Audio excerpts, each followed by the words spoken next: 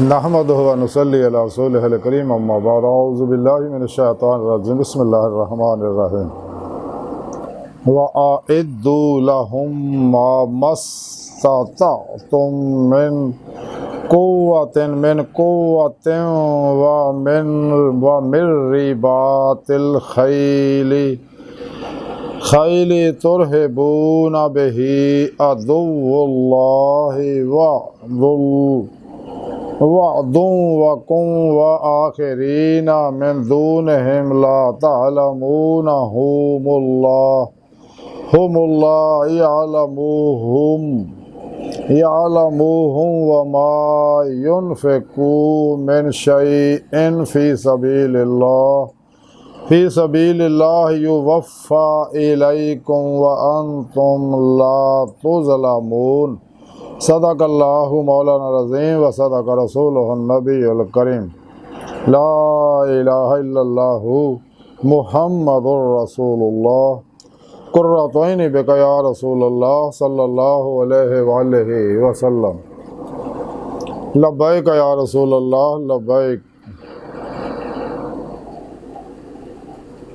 لبیک اللہم لبیک ازل تو لے کے اب تک اللہ سونے دی بے حد حمد و ثنا اللہ دے پیارے حبیب تے بے شمار درود و سلام تو بعد قابل صد احترام معزز سامعین، اج دے درس تصوف دے اندر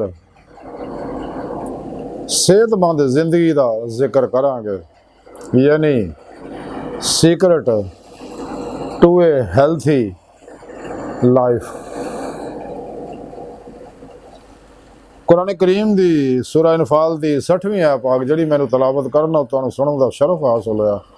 اس آیت پاک دے اندر سونے رب نے فرمایا اور انہاں نال لڑن واسطے جیڑی بھی قوت تہاڈے کو ہو سکے اور صحت مند گھوڑے جننے بھی جمع کر سکو تیار رکھو۔ تے انہاں نال اللہ دے دشمناں اُتے اور تہاڈے دشمناں اُتے اور انہاں تو سوا دوسریاں اُتے روب پوے جنہاں نوں تسی نہیں جاندے۔ اللہ جل شانہ انہاں نوں جاندا ہے، اور اللہ دی راہ جو کچھ تسی خرچ کرو گے تہانوں پورا اجر دتا جائے گا اودا، اور تہاڈے نال بے انصافی نہیں ہوئے گی۔ یعنی اس پاک سنے رب نے دسیا انساناں نوں کہ اپنی قوت تیار رکھو، صحت مند رہو، اپنی صحت نوں برقرار رکھو، اور دشمناں دے مقابلے جنہ بھی آ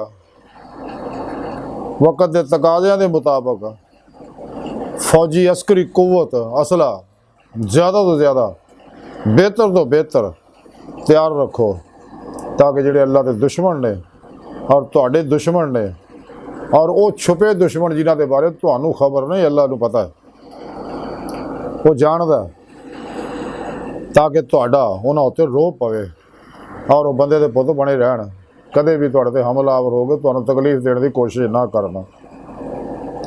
اور اس تو علاوہ جو بھی تسی اللہ دی راہ چ اللہ واسطے، اللہ دے کماں واسطے، اللہ دی مخلوق دی بھلائی واسطے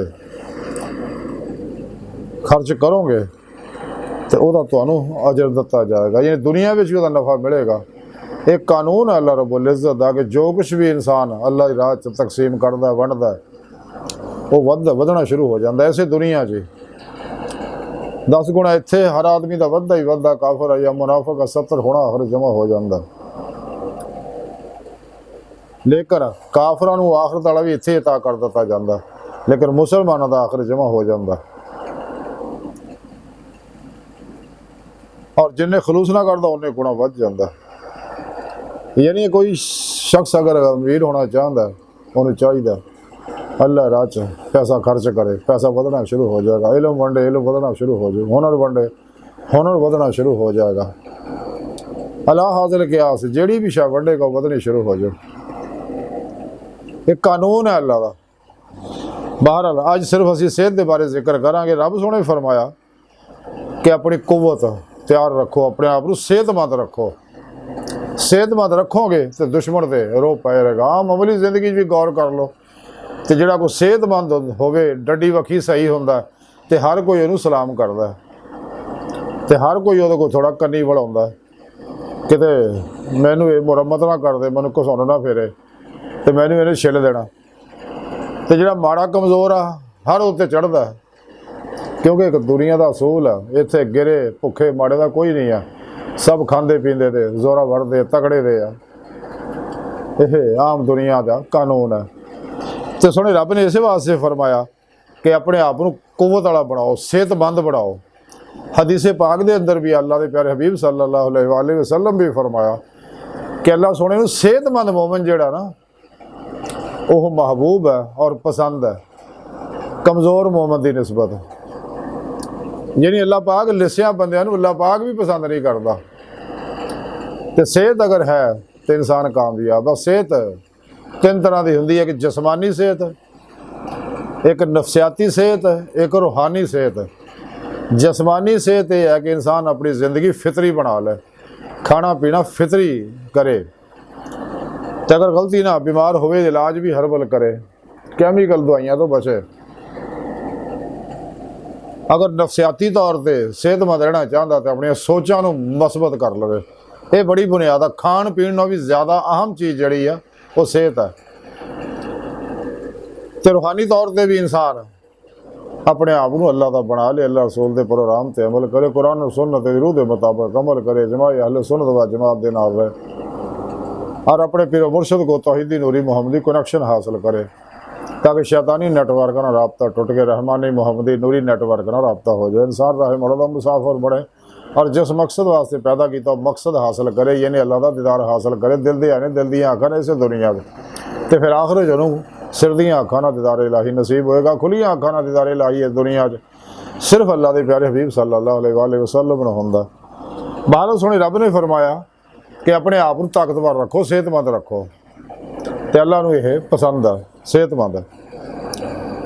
तो सेहतमंद का एक अगर नुस्खा देखा जाए सादा जिहा, वो सिर्फ यह है इत्तिबाए मुस्तफा सल्लल्लाहु अलैहि वसल्लम। इहदे नाल इंसान नूं जिस्मानी रूहानी सेहत भी मिलेगी और उहदे नाल दुनिया कबर और आखिरत दीयां कामयाबियां भी हासिल होणगियां और दीदार इलाही भी हासिल होएगा। फिर अल्लाह का महबूब भी बन जाएगा। युहिब्बुकुमुल्लाह कुरान दस्या अल्लाह ने। बहरहाल सो मैं अर्ज़ कर रहा सीगा कि सेहत वास्ते ज़ारी खुराकां नालों इंसान नूं नफसियाती तौर पर पॉजिटिव सोचां दी बड़ी ज़रूरत है और अपने लाशौर के अंदर अनकॉन्शियस माइंड के अंदर जो कुछ ये फीड करता वैसे नताइज भोगता, अच्छे या बुरे, पॉजिटिव या नैगेटिव, मुस्बत या मनफी। मनफी सोचा ना जड़ियाँ अपने अंदर सेव करता कि 17 सैकेंड इंसान किसी चीज़ के अंदर गौर कर ले, अज की साइंस दसदी वो अंदर ना सेव हो जाता है। अज जो कुछ असी है ये साढ़े माजी दियाँ पास्ट दियाँ सोचां जड़ियाँ माँ के पेट तो लैके हुण तक साढ़े अंदर इरादा नहीं या गैर इरादी तौर पर सेव हो चुकी है। वो नताइज अभी भोग रहे हैं, अच्छे या बुरे, बीमारी या सेहत, अमीरी या गरीबी, दुख या सुख, इज्जत या जिल्लत, अला हासिल क्यास। तो अज जो कुछ असी सोच रहे हैं यदा प्रेजेंट के अंदर हाल के अंदर जो सोच रहे हैं यदा नतीजा फ्यूचर च मुस्तकबिल च निकलेगा। जिवें सुकरात नूं किसी ने पूछा कि मेरा मुस्तकबिल कैसा होएगा, सुकरात ने आख्या जो तू अज सोच रहा हाल च। हज़रत मौला जलालुद्दीन रूमी रहमतुल्लाह अलैह फरमाया कि जो कुछ है सोच ही है, बाकी का गोश्त हड्डियाँ ही है। तो कुरान पाक भी अल्लाह पाक ने इस वास्ते सोचण दे उत्ते खसूसी जिक्र किया। अफला ताक़िलून, अफला यतदब्बरून, अफला यतफक्करून। बहरहाल सेहत वास्ते इंसान नूं ज़ाहिरी तौर पर बड़ियां बुनियादी चीज़ां जड़ियां वो ये है कि जिंदगी च हमेशा इंसान पुरउम्मीद रहे। ना उम्मीदी, मायूसी, गुस्सा, नफरत, इंतकाम और जिन्ने भी मनफी मामलात है उसको बचे। कदे नफ्स की ख्वाहिशां ते ख्वाहिश ते अमल ना करे। अल्लाह ने कुरान च मना किया नफ्स की ख्वाहिश ते अमल ना करो, तो अल्लाह की राह तो रोक दो। ख्वाहिशात, लज्जा, शहवात, माल, मशहूरी, शगले, खलक, चोट, हराम, धोखा, दगा, फ्रॉड, रिया, निफाक, हिर्स, हवस, लालच, गुस्सा, नफरत, इंतकाम, नशा, जुआ, सूद, ब्लैकमेलिंग, मायूसी, डकैतियाँ, नाउमीदी, इन्हां गल्लां तो बचे। सारे जहर है। इंसान जो कुछ भी सोचता है या अपने अनकॉन्शियस माइंड के अंदर जो भी फीड करता है ਇਹਦੇ ਨਾਲ ਇਨਸਾਨ ਦੇ ਦਿਮਾਗ ਦੇ ਅੰਦਰ ਕੈਮੀਕਲ ਪੈਦਾ ਹੁੰਦੇ ਆ। ਮਸਬਤ ਤੌਹੀਦੀ ਮੁਹੰਮਦੀ ਕੁਰਾਨੀ ਅਗਰ ਸੋਚਿਆ ਤੇ ਸ਼ਫਾ ਬਖਸ਼, ਕਾਮਯਾਬੀ ਦੇ, ਖੁਸ਼ੀ ਦੇ, ਅਰੋਜ ਦੇ, ਹੌਸਲੇ ਦੇ, ਹਿੰਮਤ ਦੇ ਕੈਮੀਕਲ ਪੈਦਾ ਹੁੰਦੇ, ਜਿਹਦੇ ਨਾਲ ਇਨਸਾਨ ਦਾ ਯਕੀਨ ਨੂੰ ਤਾਕਤ ਮਿਲਦੀ ਆ। ਕਿਉਂਕਿ ਯਕੀਨੀ ਤੌਰ 'ਤੇ ਜਿਹੜੀਆਂ ਚੀਜ਼ਾਂ ਇਨਸਾਨ ਆਪਣੇ ਅੰਦਰ ਸੇਵ ਕਰ ਲੈਂਦਾ ਉਹਦੇ ਨਤਾਇਜ ਨਿਕਲਦੇ ਆ। ਇਨਸਾਨ ਦੀ ਕੁਵਤ ਇਰਾਦੀ ਨੂੰ, ਖੁਦ ਇਤਮਾਦੀ ਨੂੰ, ਇਨਸਾਨ ਦੀ ਤਵੱਜੋ ਟਰਾਟਕ ਨੂੰ ਵੀ ਤਕਵੀਅਤ ਹਾਸਲ ਹੁੰਦੀ ਬਸ ਸੋਚਾਂ ਨਾਲ। ਤੇ ਮਨਫੀ ਸੋਚਾਂ ਜਿਹੜੀਆਂ ਇਨਸਾਨ ਨੂੰ ਬਿਮਾਰ ਕਰਦੀਆਂ, ਇਨਸਾਨ ਦੇ ਦਿਲ ਦੇ ਜਿਸਮ ਦੇ ਅੰਦਰ ਕਮੇ 70% ਪਾਣੀ ਉਹਦੇ ਕਰਸਟਾਂ ਨੂੰ ਜ਼ਖਮੀ ਕਰਦੀਆਂ, ਬਦਸੂਰਤ ਬਣਾਉਂਦੀਆਂ, ਬਿਮਾਰੀਆਂ ਬਣਾਉਂਦੀਆਂ। ਅੱਜ ਦੀ ਸਾਇੰਸ ਨੇ ਇਹਨਾਂ ਗੱਲਾਂ ਨੂੰ ਤਸਲੀਮ ਕਰ ਲਿਆ। ਤੇ ਸਾਡੇ ਬਜ਼ੁਰਗਾਂ ਦੀ ਲੰਮੀ ਉਮਰ ਦਾ ਰਾਜ਼ ਇਹੀ ਸੀਗਾ ਕਿ ਹਮੇਸ਼ਾ ਮੁਤਮਿਨ ਪੁਰਸਕੂਨ ਰਹਿੰਦੇ ਸੀਗੇ, ਖੁਸ਼ਬਾਸ਼ ਰਹਿੰਦੇ ਸੀ, ਪੁਰਸਕੂਨ ਰਹਿੰਦੇ ਸੀ, ਤਰੋ ਤਾਜ਼ਾ ਰਹਿੰਦੇ ਸੀਗੇ।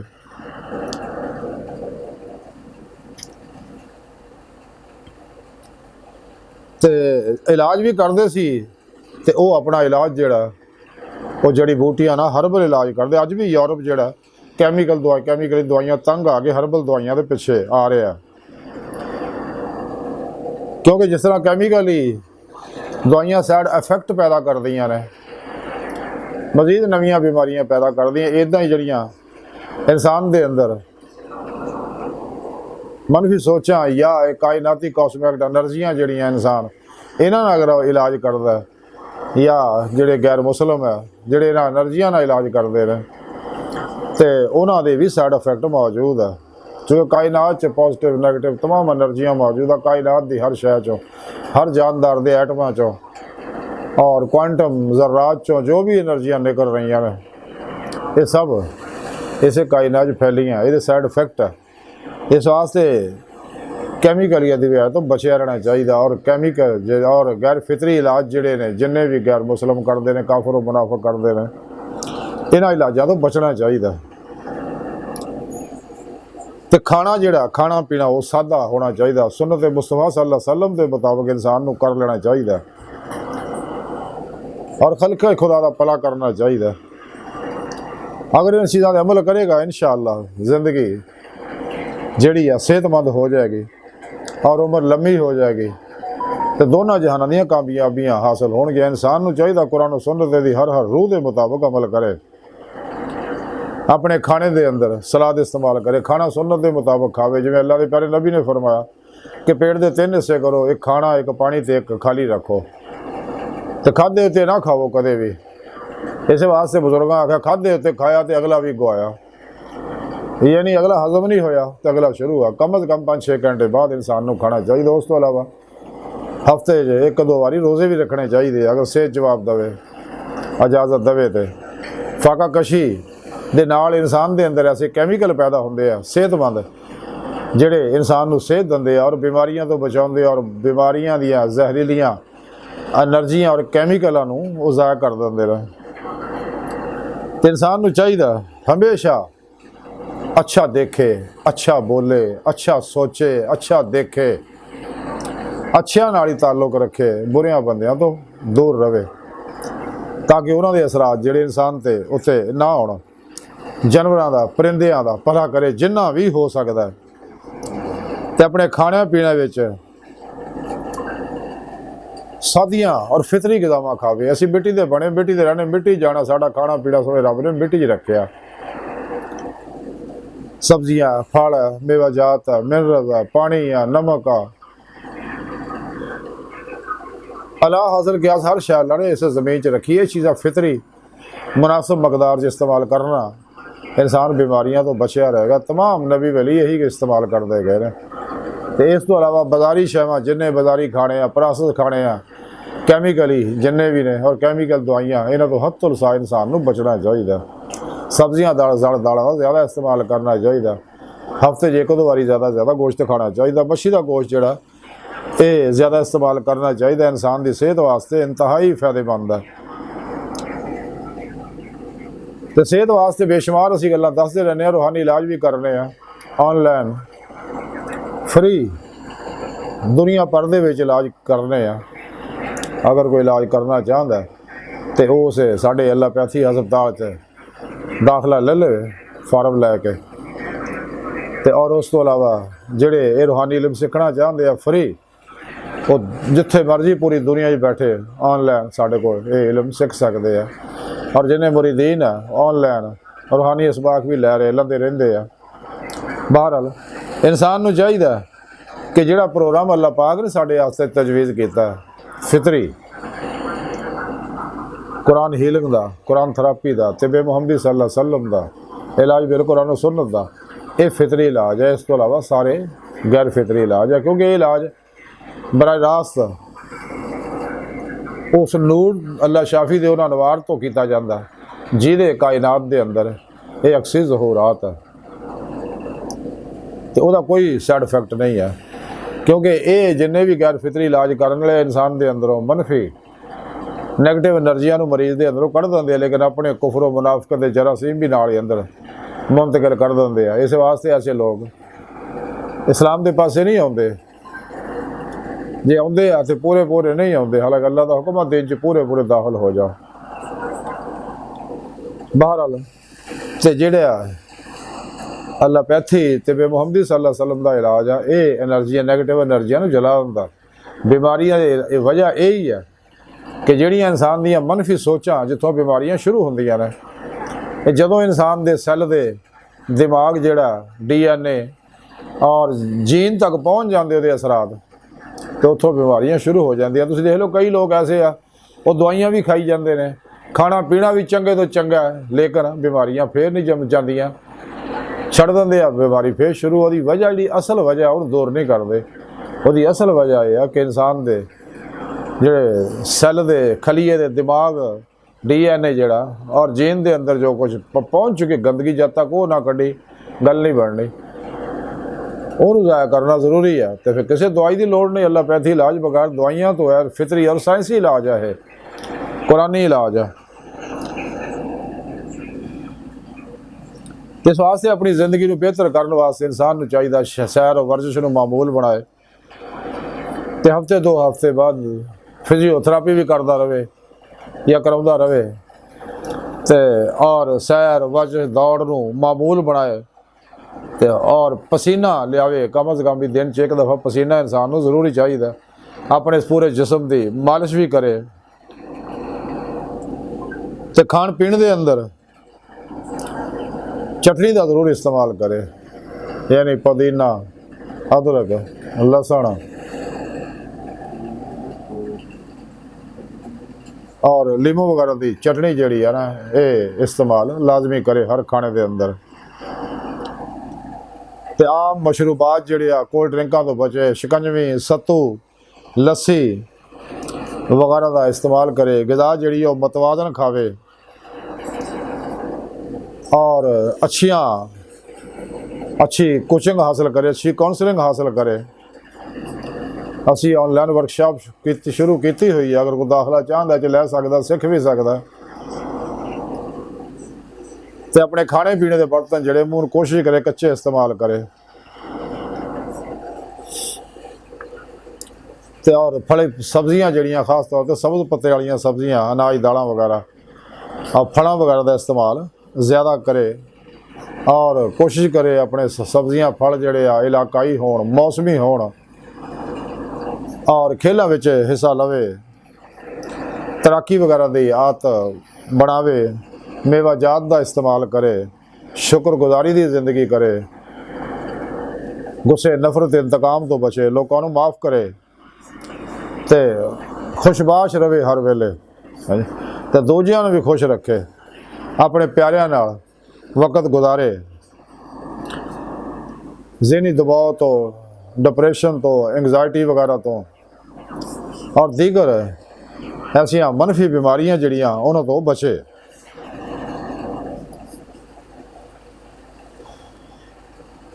हमेशा हकीकत पसंद होवे, सच्चाई का साथ देवे, मोटापे तो बचे, मनवी ख्यालात तो बचे, रात को जल्दी सोवे, सुबह जल्दी उठे, चूँकि रात 9 बजे तो लैके 2 बजे तक इंसान के अंदर सेहतमंद कैमिकल पैदा होंगे ने और इंसान के ਸਾਰੇ ਦਿਨ ਦੇ ਟੁੱਟੇ ਪੁੱਟੇ ਖਲੀਆਂ, ਜਿਹੜੇ ਬਿਮਾਰ ਆ ਜ਼ਖਮੀ ਖਲੀਏ, ਉਹਨਾਂ ਦਾ ਇਲਾਜ ਕਰਦੇ ਨੇ। ਤੇ ਆਪਣੇ ਯਕੀਨ ਦੀ ਕੁਵਤ ਨੂੰ ਮਜ਼ਬੂਤ करे, ਮਸਬਤ ਸੋਚਾਂ ਉੱਤੇ ਯਕੀਨ ਰੱਖੇ, ਅੱਲਾਹ ਰਸੂਲ ਤੇ ਸੱਚਾ ਯਕੀਨ ਹਾਸਲ ਕਰੇ। ਇਹਦਾ ਹੀ ਨਾਮ ਈਮਾਨ ਆ। ਈਮਾਨ ਹੀ ਇਨਸਾਨ ਨੂੰ ਯਕੀਨ ਔਰ ਹਜ਼ੂਰ ਦੀ ਨਿਮਤ ਦਿੰਦਾ ਤੇ ਇਨਸਾਨ ਪਰੇਸ਼ਾਨੀਆਂ ਤੋਂ ਬਚਦਾ। ਚਹਿਲ ਕਦਮੀ ਨੂੰ ਆਦਤ ਬਣਾਏ ਔਰ ਸੁਬਹ ਨੰਗੇ ਪੈਰ ਘਾਹ ਉੱਤੇ ਫਿਰਨ ਦੇ ਵੀ ਮਾਮੂਲ ਬਣਾਏ। और ज़िक्र पासन फासा अंदर जा अल्लाह बाहर निकले हो। ये ज़िक्र पासन फास करता रहे। सारे अल्लाह वाले तलकीन करते गए ने, कर रहे ने। अल्लाह शाफी दे नूर नू ज़्यादा तो ज़्यादा जज़ब करे, कुव्वत मुदाफ़त अपनी वधावे और कम अज़ कम 7-8 घंटे अपनी नींद पूरी करे। तो शाम को जल्दी सोवे, सुबह तक जल्दी उठे, फजर पढ़े और ख़ास तौर पर तहज्जुद आशिक़ नमाज है उन्होंने इंसान आदत बनावे, मामूल बना ले। और अज की साइंस ने ये सारे फवायद तस्लीम कर ले रहे। जिमें जिमें साइंस तरक्की कर रही है, कुरान सुन्नत के तमाम अहकामात की तायद कर दी जा रही है। इस वास्ते कई साइंसदान तहकीक करते करते मुसलमान हो जाते रहे। दिमाग को हमेशा ठंडा रखे तो पैरों को गर्म रखे, अपनी जिंदगी मसरूफ गुजारे। मकसद जो अल्लाह रसूल ने दसिया उस मकसद के मुताबिक ज़िंदगी गुजारे। अगर ज़िंदगी जो मकसद कोई नहीं तो इंसान बीमारियां ही फस जाएगा। इस वास्ते कहते भी खाली ज़हन शैतान का अखाड़ा होंदा। इंसान को चाहिए भरपूर मसरूफ खुशबाश ज़िंदगी गुजारे। साह हमेशा गहरे और लंबे लवे, थोड़ा रोक के साह हो फिर छड़े हौली हौली, तो खिल खिला के हसन की आदत पाए। अपनी सोचां तखलीकी करे, नवे प्रोग्राम सोचे, नवे मकसद तरफ बढ़े, अपना ज़हन तखलीकी बनाए, कुछ नवा करे, नवा सीखे और वो हाथ से मेहनत करे, जद्दोजहद करे। इंसान खाना हमेशा चबा चबा के सुन्नत के मुताबिक खावे, कदे भी घंटी तक पेट ना भरे, पेट के 3 हिस्से करे, ज़्यादा चिकनाई तो बचे, मुतहरक ज़िंदगी गुजारे, खालस दुध दही का इस्तेमाल करे, गोशत बहुत कम इस्तेमाल करे, सुन्नत मुस्तफ़ा सल्लल्लाहु अलैहि वसल्लम के मुताबिक ज़िंदगी गुजारे। खुद सोने रब ने मुकर्रर किया आप दे उसवा हसना नो। ज़मीनी पानी इस्तेमाल करे, ठंडे मशरूबात, ठंडिया पानियाँ, ठंडिया चीज़ों तो बचे, कोल्ड ड्रिंकों तो, बाजारी मठियाइयाँ बेकरियाँ तो बचे। तो टीवी सोशल मीडिया जो कम इस्तेमाल करे, हर वेले इन्होंने गेमां जे टीवियां दे लगे रहने वाले जिन्ने बंदे हैं ने मोबाइलों लगे रहने, तुसीं देख लो अक्सर बीमार है। वक्ती तौर पर महसूस नहीं होंदा कि जाके बीमारी होंदी है। इस वास्ते मुसलसल बैठे रहने तो भी इंसान को चाहिए हाले भी 25-30 मिनट बाद उठ के थोड़ा वर्क करे सज्जे खब्बे, तो ताकि होर मसरूफियत गुजारे। सोशल मीडिया को इन्ना टाइम ना दे, हाँ जिन्ना जरूरी है सिर्फ उन्ना काम करे। आटा जड़ा वो चक्की का इस्तेमाल करे, अणछणिया पानी ज़्यादा इस्तेमाल करे, मनफी रवैया तो बचे, मनफी लोगों तो बचे। तो हो सके घर च जानवर पाले, बिल्ली रख लवे, परिंदे रख लवे, तो उन्होंने दाना दुणका देवे। उस तो इलावा ही मखलूक नूं ते चीनी तो बचे, शक्कर गुड़ का इस्तेमाल करे। हो सके सुबह खाली पेट 2 सेब तो दुध 2 चम्मच शहद पा के भी इस्तेमाल करता रहे। कलवंजी मेथे दाने रात को 1 चम्मच भें के सुबह खाली पेट भी पीवे और कई बीमारियों का इलाज है। कुरान सुन्नत ते चीज़ां साबित है।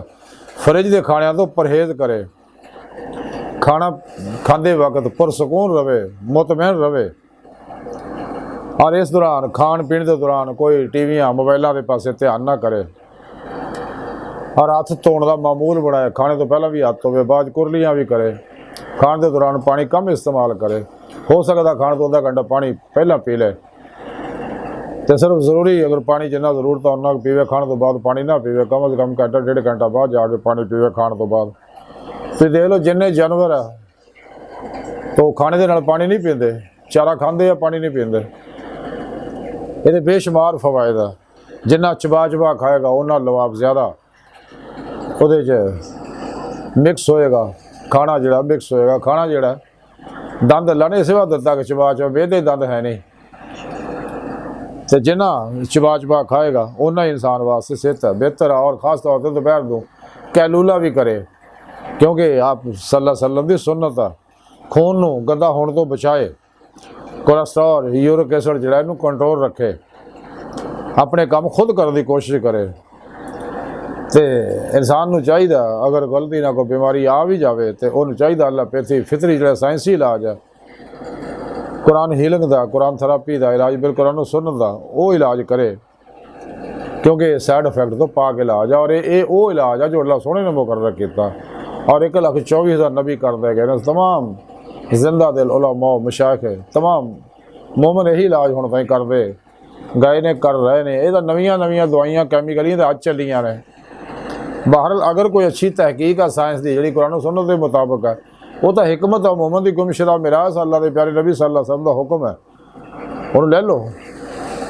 اگر علم حاصل کرنا چاہتے تو تمہیں چین بھی جانا پوے تو حاصل کرو، اگر وہ علم فائدہ مند ہے انسانیت واسطے، دنیا قبر اور آخرت واسطے، وہ تو مومن ہے، ہمیشہ گناہاں تو بچے، نیک اعمال کرے۔ حدیث پاک تو ثابت ہے کہ نیکیاں جڑیاں یہ عمر نو بتاؤندیاں نے، رزق نو بتاؤندیاں نے۔ لگیا ایویں سمجھے کہ جی اللہ کے پیارے نبی نے فرمایا کہ مومن اپنے مومن بھرا واسطے وہی شے پسند کرے جڑی اپنے واسطے پسند کرتا ہے، تو انہوں لٹن کی کوشش نہ کرے، گاہ کرو صحیح دے، 2 نمبر سودا نہ دے، اور صحیح صورتحال دسے تو وہ فائدے واسطے دسے۔ اگر وہ سودا واپس لے کے بھی آ گیا تو واپس کر لو، انہوں کوئی گل نہیں۔ اور یہ آدمی دی کامیابی ہے دونوں جہانوں دی، اگر انسان یہ مختصر چیزاں جڑیاں میں دسیاں تے عمل کرے گا تو انشاءاللہ انسان صحت مند رہے گا، بیماریاں تو محفوظ رہے گا، اور دنیا دی اور آخرت وچ بھی کامیاب رہے گا۔ اللہ سونے دی بارگاہ دل دی گہرائیاں جو دعا کہ اللہ سونے استا بڑے حقیر ہیں، پر تقصیر ہیں، ماڑے ہیں، کمزور ہیں، کم علم ہیں، عاجز ہیں، مسکین ہیں، بے سہارا انسان ہیں، شاید تیرے پیشوا دے تیرے پیارے حبیب صلی اللہ علیہ وسلم دے تیری سونی پاک ذات دے مولا سونا ساڈا کوئی سہارا نہیں، سارے تیرے تو علاوہ کسی سارے دی لوڑ بھی نہیں۔ ساری خطا گناہ غلطیاں لغزشاں معاف فرمائے، دنیا قبر اور آخر سارا عطا فرمائے، اپنے دائمی داد نعمت عظمت دولت کبرا عطا فرمائے، قرآن السلام و غلبہ عطا فرمائے۔ کافراں، منافقاں، دجالیاں، افلاطونیاں، گمراہ 72 جہنمی فرقے فرقیاں ٹولیاں، 2 نمبر غیر شرع افلاطونی دجالی بابیاں، نام نہاد مردہ دل اسلامی روحانی اسکارہ اسلام و انسانی دشمن قوتاں دے غلیظ منصوبے ناکام فرمائے۔ اپنے سچے فطری قابل اول نتیجہ خیز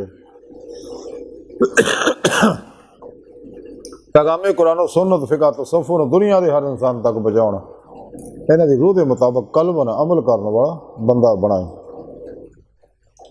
اللہ اکبر کبیر، اللہ بس، تے باقی سب ہوسا وما علینا الا البلاغ المبین۔